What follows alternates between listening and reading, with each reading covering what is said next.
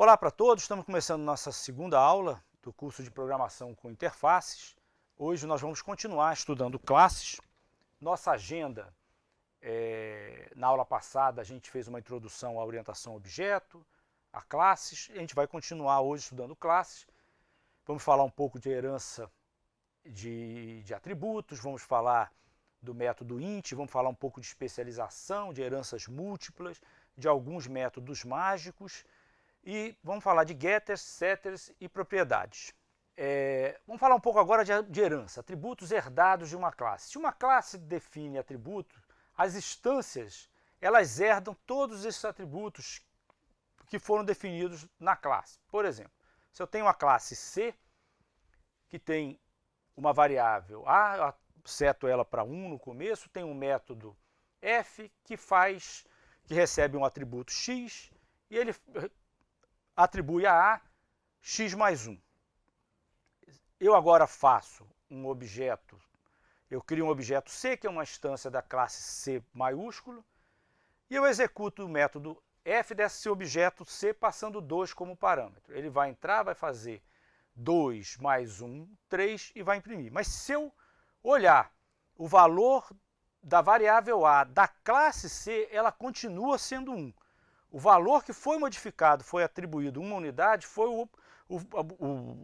o atributo A do objeto C minúsculo. Mas o valor da variável A da classe C maiúscula continua o mesmo. Agora gostaria de falar sobre o método int. Esse é um método que a gente acabou de usar no último exemplo da aula passada, o exemplo dos times. Eu coloquei ele de propósito lá, mas não falei, e a ideia é deixar ele passar um pouco escondidinho lá, mas agora vamos falar. Ele é um método bastante útil para a gente inicializar. Ele é um dos métodos mágicos que a gente vai ver hoje ainda, vários outros, inclusive ele. E ele é um método que é chamado automaticamente durante a criação de uma nova instância da classe, e ele inicializa a classe com os argumentos que estão sendo passados. Ele normalmente, a sintaxe dele, o método, ele é essas duas barras baixas, int, duas barras baixas. E ele é um exemplo de método mágico, e a gente vai voltar a essa questão de métodos mágicos mais para o finalzinho da aula de hoje. Vamos ver um exemplo usando o método int. Por exemplo, eu defino uma classe C, eu defino o método init dela, passando os atributos A igual a 2, B igual a 3 como default. Os atributos A e B internos da classe, e uma função F que recebe o atributo X, e ela faz AX mais B. Vamos lá, agora eu vou instanciar essa classe para um objeto 1, vou instanciar essa classe para um objeto 2, passando como parâmetros 8 e 1. Agora, se eu executar o método F da classe objeto 1, passando como parâmetro 7, ele vai fazer 7 vezes 2, 14, mais 3, 17. Se eu executar do objeto 2 o mesmo método F, passando como argumento 7, ele vai fazer 7 vezes 8, 56, mais 1, 57. Vamos lá, vamos começar agora a falar de um conceito muito importante de orientação a objeto, e em particular de Python, que é definir uma classe C como uma subclasse de uma classe B. A ideia é que o C herde todos os atributos e todas as características da classe B. Para eu definir uma classe C como uma classe derivada da classe B, eu vou usar aquela sintaxe class C, abre parênteses, fecha parênteses, com B ali. Eu vou dizer que C é uma subclasse de B, ou C é uma classe derivada de B, ou B é uma superclasse de C. E a ideia é que C herda todos os atributos de B. A especialização de C se dá acrescentando novos atributos. Eu posso acrescentar novas variáveis, novos métodos a C, e eu posso até alterar métodos que eram usados em B e que agora vão passar a ser usados em C também com o mesmo nome. Se isso acontecer, por exemplo, dado um método M, eu redefini ele em C Quando eu acessar ele em B, eu vou chamar o B.M. Quando eu acessar em C, eu vou referenciar ele como C.M. Vamos ver um exemplo.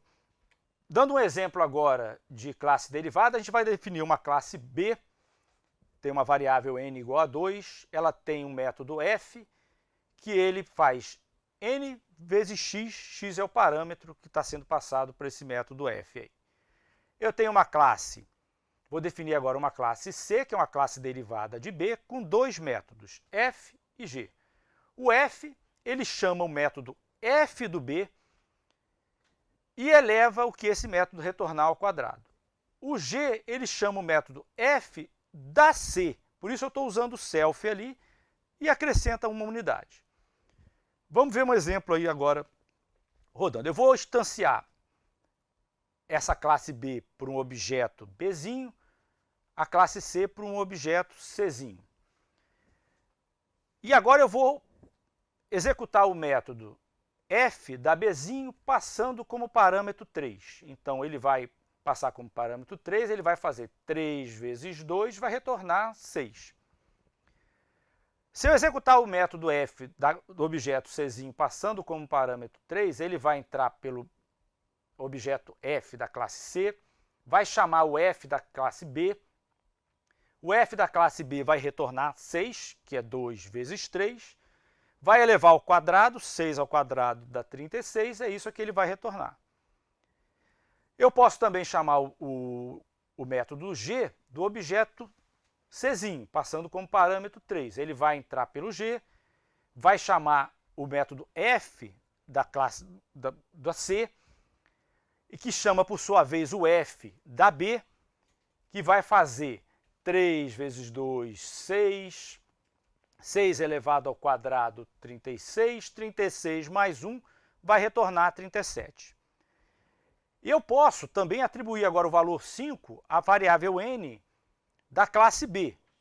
E agora, se eu chamar o C, o objeto Czinho, o método dele f, passando como parâmetro 3, ele vai entrar, vai chamar o f da B, que vai retornar 3 vezes 5, 15, 15 elevado ao quadrado, 225. Só uma observação importante é tomar cuidado com esse parâmetro self, ele é uma causa de muitos erros, normalmente em programas, que a gente às vezes esquece de colocar o self, eu coloco o self errado. Uma coisa que eu gostaria que vocês executassem agora, no Python, rapidinho aí na frente de vocês, é omitir aquele parâmetro self que a gente usava aqui na chamada do método f da classe B, e vocês vão ver, se eu omitir aquele parâmetro, vai dar um erro. Então tome cuidado, aquele parâmetro ali ele tem que ter o self. Vamos lá, mais uma observação interessante e útil, que é o seguinte: para chamar uma classe D derivada de uma classe C, eu preciso, e se eu quero que a classe C seja inicializada, eu tenho que fazer isso explicitamente. Isso não é feito automaticamente, eu preciso de fato inicializar a classe C para que ela possa inicializar as variáveis dela, os métodos, etc. Vamos lá, vamos dar um exemplo agora, vamos da execução desse programinha aí. A ideia é o seguinte: eu vou criar um objeto Dzinho, que é uma instância da classe D. Quando eu fizer isso, ele vai imprimir construtor de D, construtor de C, ele vai ter inicializado a classe C, e se eu for dar uma olhada agora nas variáveis, a variável d.x e a variável d.y, elas de fato vão estar com o valor 1 e 2, que é o valor desejado. Se eu não tivesse inicializado a classe C dentro da classe D, o valor de x estaria indefinido. Então tem que tomar cuidado, isso não é feito automaticamente, eu de fato preciso inicializar essa classe C dentro da D. Uma observação rápida, porque a gente vai mudar de assunto, a gente está usando aqui sempre Python 3, mas existem versões de Python mais antigas em que a classe não é definida dessa forma como a gente está definindo aqui. Ela é muitas vezes definida sem aquela palavra object, mas nós estamos sempre definindo aqui em Python 3, tem que ser definido dessa maneira nova aí. Tomar cuidado com isso também para não inserir erros desnecessários. Vamos lá, outra coisa bastante interessante é que uma classe ela pode herdar de mais de uma classe, ela pode ter uma herança múltipla. Por exemplo, eu posso definir uma classe C que ela herda da classe A e da classe B. Nesse caso, ela vai herdar todos os atributos das duas classes. Agora, se ambas as classes tivessem, a A e a B tiverem atributos coincidentes, ele vai herdar esse atributo da classe que apareceu primeiro, da esquerda para a direita. Então, por exemplo, se A e B tiverem um atributo x, quando o C herdar esse atributo, C.x, ele vai ser o atributo herdado do A e não do B. Vamos lá, vamos dar um exemplo agora de herança múltipla.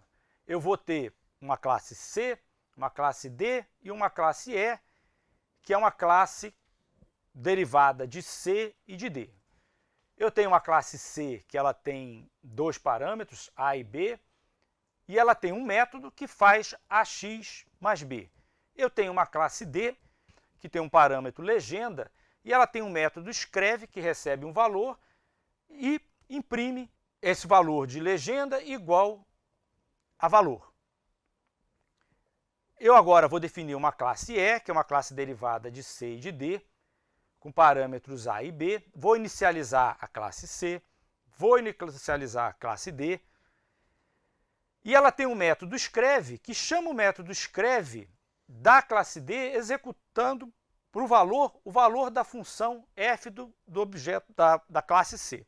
Se eu agora, lá embaixo, se eu agora crio uma instância da classe E, que é um objeto Ezinho, passo como parâmetros f, 10 e 3, então eu estou inicializando a E, o legenda como f, o A como 10 e o B como 3, e eu mandar imprimir o método escreve do objeto E passando como parâmetro 4, o que ele vai me retornar? Ele vai entrar lá embaixo, vai chamar o método escreve da D, mas passando como parâmetro o f de x, então ele vai passar o 4, vai chamar o F vai fazer 10 vezes 4, 40, mais 3, 43.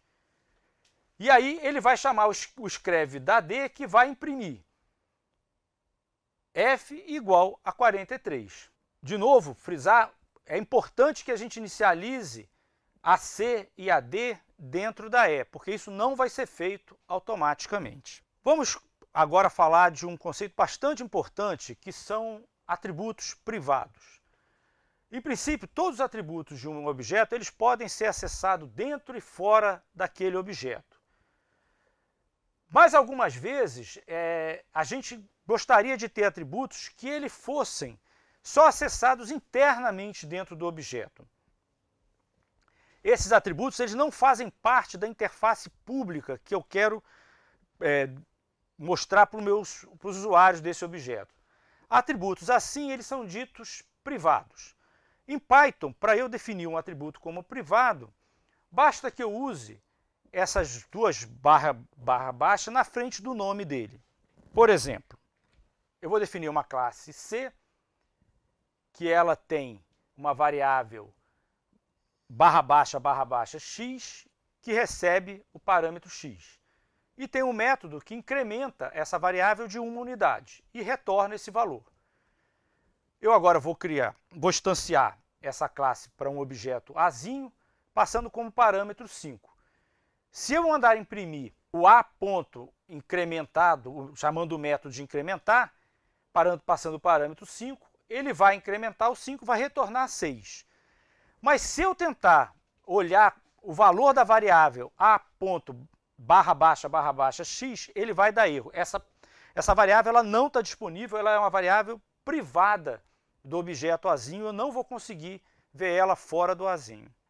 Nós vamos agora estudar um conceito muito importante em Python, que eu particularmente gosto muito, que são os métodos mágicos, que eles permitem a gente redefinir operações, por exemplo, como soma, multiplicação, adição e até a representação de alguns objetos, de maneira que você possa reutilizar isso de uma maneira bastante intuitiva. Por exemplo, eu posso redefinir a operação de soma, o mais, de maneira que ele some matrizes, ao invés da soma tradicional de inteiros, reais, etc. Então nós vamos ver alguns métodos, nós já vimos, por exemplo, o construtor init, que é um método mágico, inicializa. Agora nós vamos ver mais alguns, que é o add, o sub, o rep, mas tem vários outros. Vamos ver um exemplozinho? Eu vou definir uma classe vetor. O vetor, para mim, é um par com a coordenada x, uma coordenada y.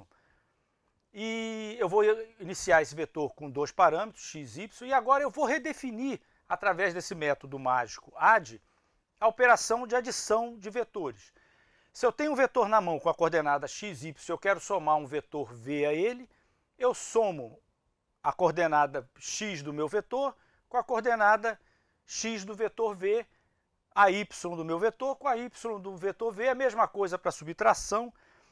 E mais interessante, eu vou definir a representação agora de um vetor para mim, toda vez que eu mandar imprimir ou quiser verificar o valor de uma variável de um objeto do tipo vetor, eu vou representar ele sempre escrito vetor, abre parênteses, coordenada da esquerda, vírgula, coordenada da direita, fecha parênteses. Então, por exemplo, suponha que agora eu instancio a minha classe vetor para um objeto azinho, passando como parâmetros 1, 2. E somo a esse meu objeto vetor azinho o vetor 3, 4. 1, 2 com 3, 4 vai dar 4, 7. E subtraio do 4, 7, 2, 2, vai dar 2, 5. Se eu pedir para ver o valor desse vetor, agora ele vai me colocar naquele formato, vetor 2, 5. Se eu mandar imprimir o A, ele vai me imprimir vetor 4, 7.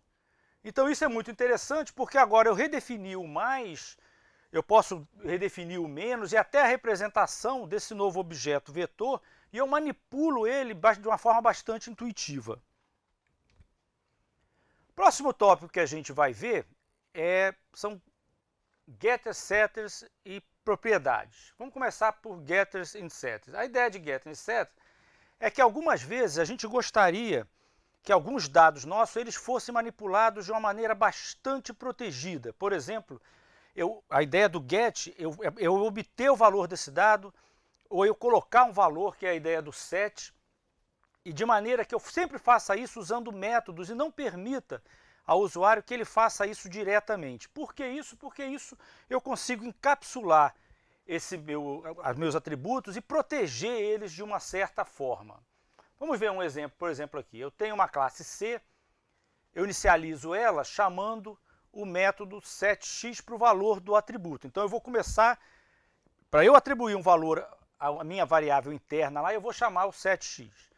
Eu tenho um método get, o get, a única coisa que ele faz, ele retorna essa variável privada, o valor dela para o usuário. Eu vou definir agora o set ele faz o seguinte, eu só vou permitir que o cara atribua um valor a essa variável se o valor for entre 0 e 1000. Valores fora desse intervalo, eu vou dizer valor menor do que 0 ou valor maior do que 1000. Então eu testo se o x é menor que 0 ou se o x é maior do que 1000.